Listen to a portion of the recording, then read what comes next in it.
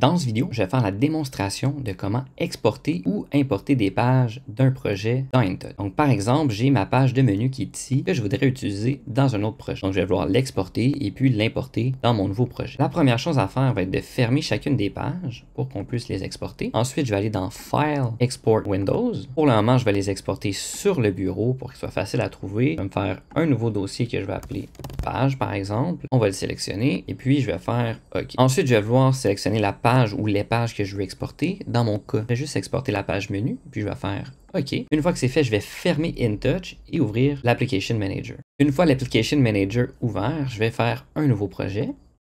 Une fois mon projet créé, je vais pouvoir double-cliquer dessus pour l'ouvrir. Je vais pouvoir aller dans File, Import Windows and Script. Je vais aller sur le bureau dans mon dossier Page, l'endroit où j'ai exporté ma page menu. Je vais faire OK. Je vais aller dans Select. Je vais pouvoir sélectionner la page menu et puis je vais faire Import. Et là, on voit ici que j'ai ma page menu qui a été importée avec les boutons. Je pourrais aussi importer des pages d'un autre projet sans même les avoir exportées. Donc tout d'abord, je dois fermer les pages. Je vais vouloir sauvegarder. Ici, je vais faire File, Import, Windows and Script. Je vais aller dans le répertoire où se trouve mon projet. Je vais faire OK. Je vais aller sélectionner les pages. Par exemple, je pourrais ajouter la page Process Graph 7. Je vais faire OK. Et puis, je vais faire Import. Et on voit maintenant que j'ai 3 pages qui ont été importées. Une chose qui est à faire attention quand on a importé une page, c'est qu'on va conserver les animations, mais étant donné que la variable n'était pas créée, il va rajouter là, un petit point d'interrogation des 2 points. Donc, il va falloir penser à supprimer ça pour chacune des animations. Et puis, je vais pouvoir faire OK. Et puis, finalement, créer les variables là, comme on a besoin pour chacune des animations qui se trouvent sur la page.